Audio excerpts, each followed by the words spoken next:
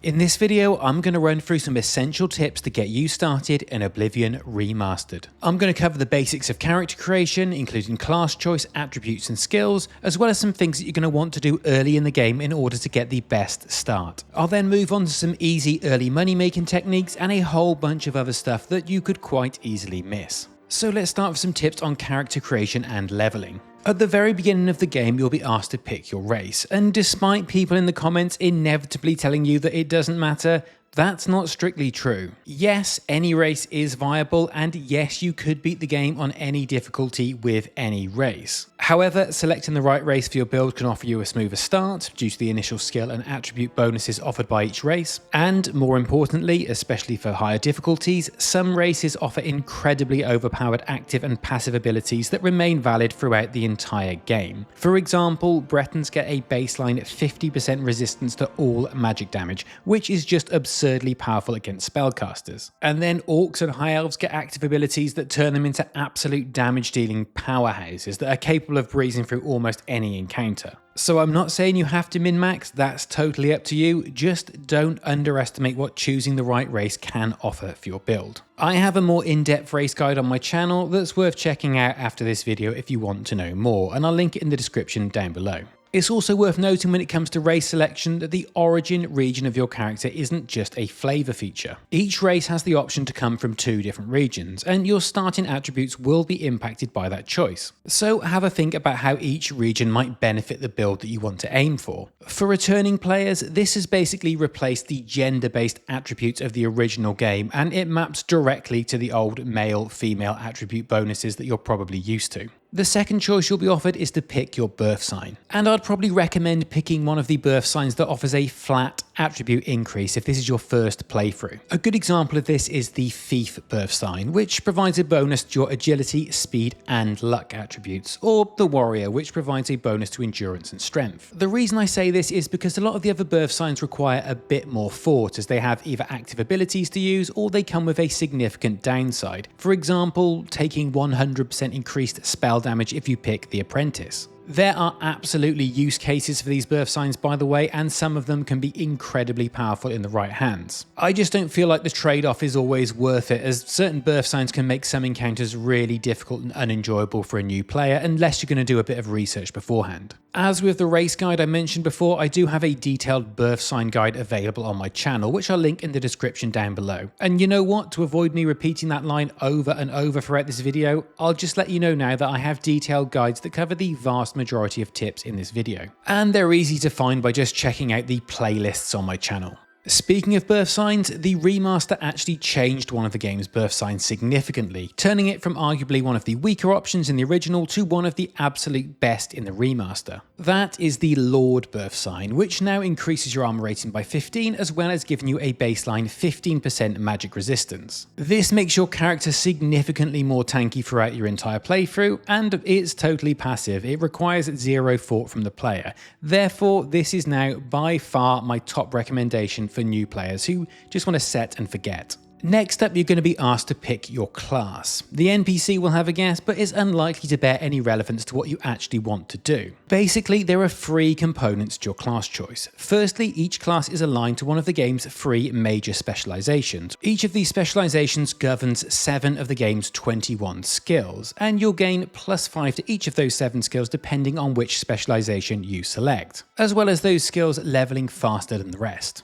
Secondly, each class has 2 favoured attributes, which simply means that you'll start with +5 to each of these attributes. Long term it isn't massive, but it can feel quite impactful early on, especially if you align it with your birth sign. For example, the Thief birth sign aligns nicely with the Thief class, as both of these choices grant a bonus to agility and speed. The third and final component of your class is your major skills. Basically, every class will get 7 major skills, and in addition to this, all classes have access to every remaining skill as a minor skill. This means that whatever character you make, you'll have access to every skill in the game. Your major skills will be assigned based on the predefined class you pick, or you can pick them yourself by creating a custom class. You'll gain a +20 starting bonus to each of these skills, and they'll level significantly faster, so think carefully when you select them.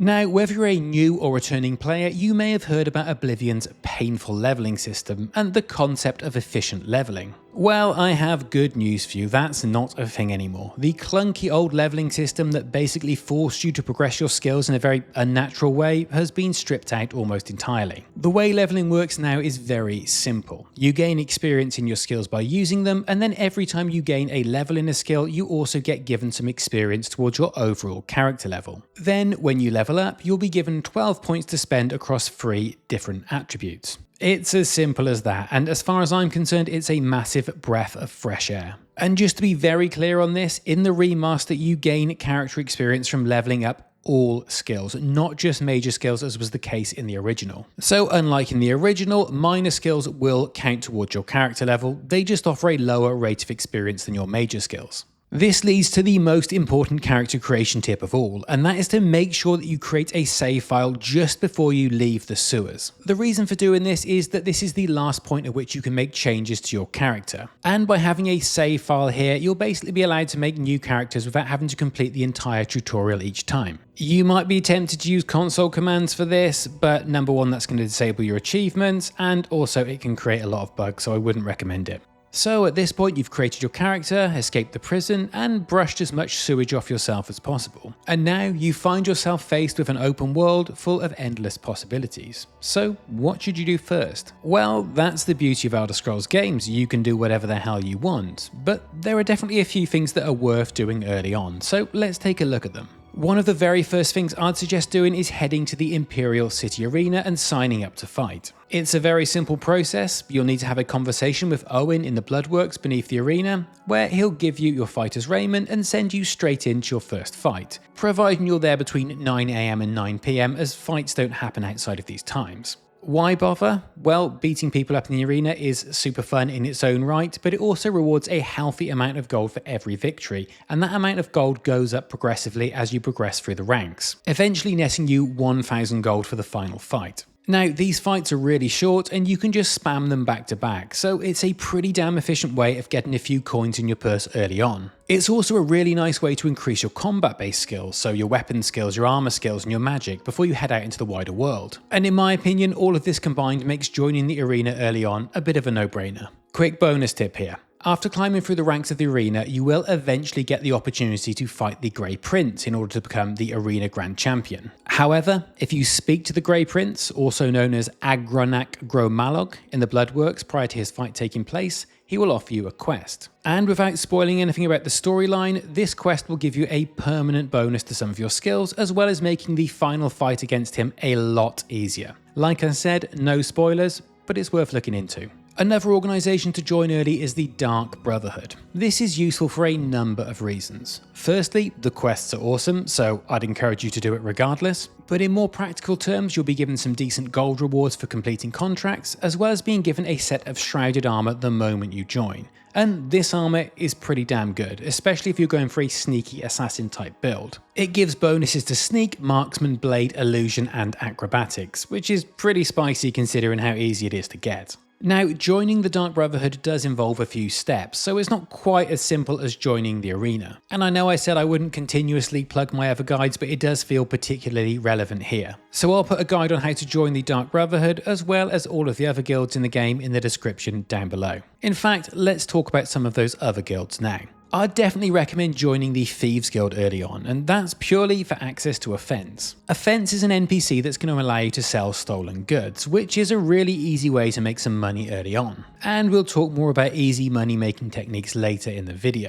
But to join the Thieves Guild, what you're going to need to do is go to the waterfront district in the Imperial City and interact with one of these grey fox posters. You don't have to interact with the poster here, it could be anywhere, you're just going to have to come here for the next step anyway, so you may as well. Now at this point you have two choices. You can either probably do it the way the game intended you to do it, which is go and speak to guards and other NPCs about the new dialogue option that will have opened up for the Grey Fox, which is why you need to interact with the wanted poster, by the way. If you don't interact with that poster, these options won't show up, and follow the clues and breadcrumbs from there. Or you could just skip all of that by coming to this location on the map between 11 PM and midnight and speaking to Armand when he shows up. If he doesn't give you the option to join the Thieves Guild, then you're going to need to use the Persuasion wheel to raise his disposition until he does. Once you unlock this option, you can follow the quest line from there.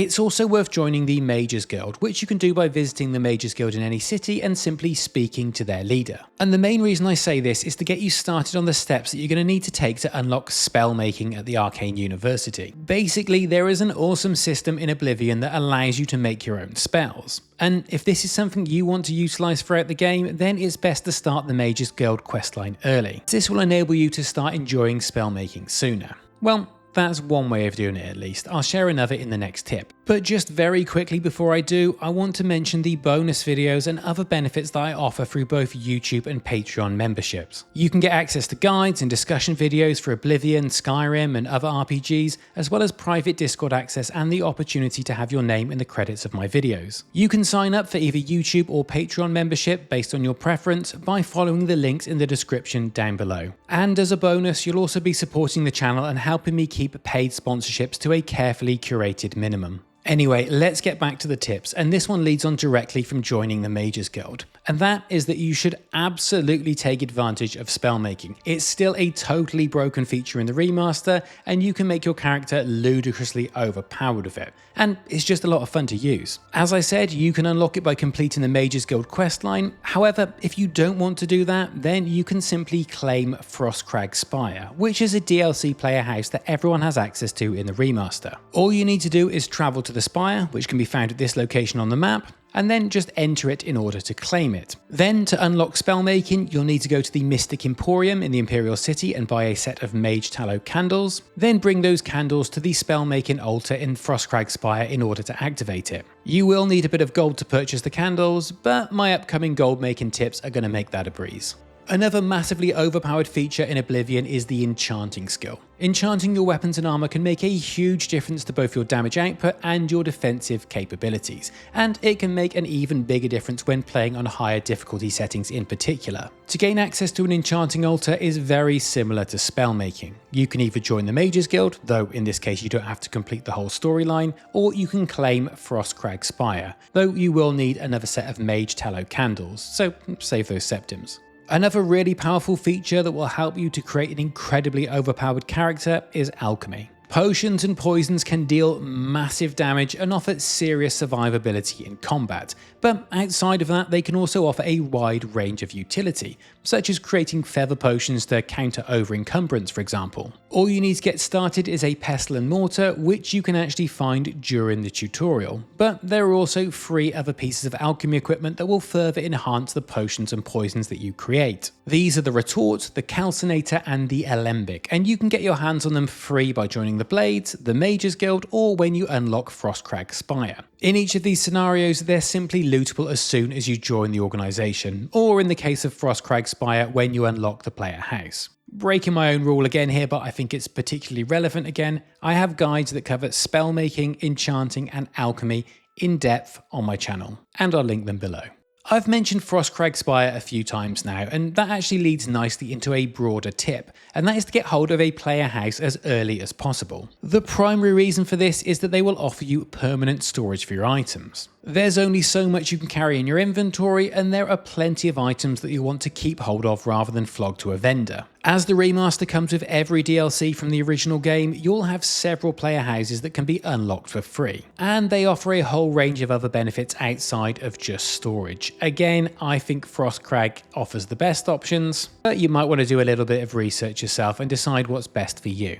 Another efficiency-based tip is to get a horse as soon as you can. It's just going to make it quicker to get around, and actually they're surprisingly good at navigating steep terrain. Again, as the remaster includes all of the original DLC, you can get a horse the second you leave the tutorial completely free of charge. Just head over to Chestnut Handy Stables outside of the Imperial City, speak to the Orc Lady inside, and she'll offer you a basic horse, complete with horse armor, for free.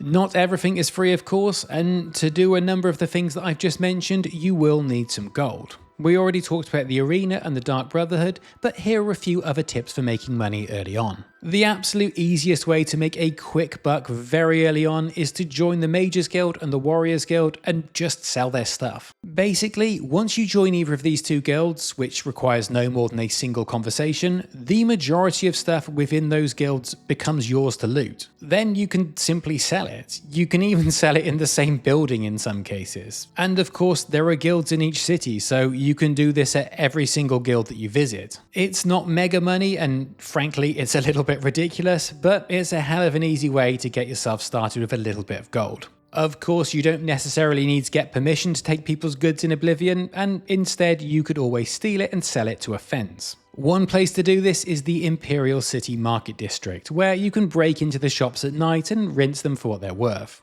On that note, it makes sense to target items with a good weight to value ratio, items such as jewelry, potions, and various ingredients. So look for shops that sell these types of items when stealing, rather than shops that sell, for example, heavy armor. The reason I've made this a separate point actually is because this concept just applies across the board, and it will help you to better organize your inventory in general. Another really good way to make gold in Oblivion is by using alchemy, arguably the best way actually. All you need to do is take low value food items and turn them into potions that you can sell at a profit. This works so well because there are massive amounts of food pretty much everywhere in the game. And in fact, even if you're stealing the food, then turning it into a potion effectively fences it, with the resulting potion not being considered stolen, which means you can sell it to a normal vendor rather than a fence. Sneaky, but very effective. And you know where to look for more guidance on gold making, of course. Now, this final section of tips is what I guess you could call miscellaneous, mostly because they just don't fit into one obvious category, but some of the stuff in here is absolutely vital, so stick around. I'll try to make it a bit more quick fire than my previous sections. Firstly, make sure you speak to everyone. There isn't one linear path in Oblivion, and you just never know what an NPC might have for you. It's often genuinely useful stuff, and it can lead to really cool adventures. When it comes to exploring, it may seem at first glance that the local map has been removed in the remaster, and that you can no longer view street or dungeon layouts. Fortunately, this isn't the case. It's just that rather than toggling between the world and local maps, you now simply need to zoom all the way in for the local map to appear. Which sounds intuitive, but for some reason it just doesn't feel that intuitive, and I've heard a lot of other people say that as well. So just a heads up if you haven't clocked it either. Another thing that's easy to miss is how you learn spells in Oblivion, and the answer to this is simply that you need to buy them from special vendors. There are many spell vendors in the game, but a good place to start is the Mages Guilds or the Mystic Emporium in the Imperial City Market District. And in fact, there is another spell vendor across the road from the Mystic Emporium called Edgar's Discount Spells, so it's worth checking both of them to see if they're stocking the particular spells that you're looking for. It's also worth noting that some weapons will have a magical enchantment, and can only carry a certain number of charges until that weapon will need recharging. Now, these weapon charges can feel pretty expensive early on, so I'd recommend that you ration the charges for harder fights, especially early in the game. You can recharge your weapons at certain vendors, again the Mystic Emporium in the Imperial City offers this service, and you can use soul gems to recharge your weapons on the go. When it comes to finding these fancy weapons, be sure to pay extra attention to the loot found in Oblivion Gates. Basically, go out of your way to loot everything during these encounters, as I know they can be quite tedious, but there's some really great stuff in them, especially as you reach higher levels. Those weird little egg sacs can actually hold some really powerful and valuable items. My next tip is not to forget to repair your equipment. I believe in the remaster, weapons will become 50% less powerful when they reach 0 durability, and armor will be 75% less powerful. So if you're wondering why you're hitting like a wet noodle and taking loads of damage, then maybe check your equipment, and if it's damaged, you can take it to a vendor to repair it, or you can use repair hammers to repair your items on the go. Tip number 29 is to know that there is a persuasion wheel in the game that you can pop up when speaking to any NPC. And you can use this persuasion minigame to influence your disposition with that NPC. This can unlock new dialogues, give you better prices at vendors, and even unlock some really important quest-based stuff, as mentioned in the Thieves Guild example. It seems simple and obvious to people who have played Oblivion before, but the option doesn't exactly jump out at you, so I thought I'd better mention it. Now, we've talked about a whole bunch of stuff that involves accessing towns and cities and interacting with various NPCs. However, if you want to be able to get into the city and do this kind of thing easily, then remember that infamy has consequences in Oblivion. So basically, if you're going to go on a crime spree, then just don't get caught. Because if you do, the guards are going to be hostile, no one's going to like you, and you're basically not really going to be able to do anything in a town or a city, which is also going to make it basically impossible to progress various quest lines. Tip number 31, and this again might seem quite obvious, but your enemies will scale up as your character levels. And they won't only become stronger, but new types of enemies will start to appear. So just be a little bit careful when it comes to power leveling through skills that aren't necessarily going to help you with combat. For example, if you get a really high level through, I don't know, speech and sneak, then you're going to start spawning some pretty difficult enemies that you're probably not going to be cut out to actually be able to defeat. And enemies aren't the only thing that scale actually. In fact, items and rewards for quests scale in many cases. So before you go and acquire a key item for your build, it might just be worth going and checking whether that item is scaled, because if you get it at too low a level, then it's not going to be as useful for as long. It's kind of min-maxy and probably won't apply to most players, but it's definitely worth knowing about. Speaking of weapons, certain enemies won't take any damage from normal weapons. For example, ghosts won't take damage from normal physical weapons, and oftentimes enemies will require either a silver weapon, a enchanted weapon, or a particular school of magic in order for you to defeat them. Sometimes this is essential to do any damage to the enemy, and other times it's just that the enemy has a particular resistance or weakness to something. An example of this is vampires, who have a resistance to normal weapons but take greatly increased damage from fire spells. Speaking of vampires, you can actually become one yourself, and this actually grants you some powerful abilities and stat increases, but you'll also suffer a number of downsides as well. There's a fair bit to this topic, so I won't go into massive detail with it here. I'll link a video below, of course. However, the quickest way to become a vampire is to contract the disease from an NPC vampire in the Barren Cave, which can be found between Shadenhull and the Imperial City. Vampires are always guaranteed to spawn here, and all you need to do is contract the disease and let it progress to full vampirism. Now that should put you in a pretty damn strong position to start your adventures in Oblivion. But there's still plenty more to learn, and like I said, I have tons more Oblivion guide content on my channel. And as I already mentioned, even more to offer through Patreon and YouTube memberships as well. So check that out by following the links in the description down below. And as always, thank you for watching, and I look forward to seeing you in the next one.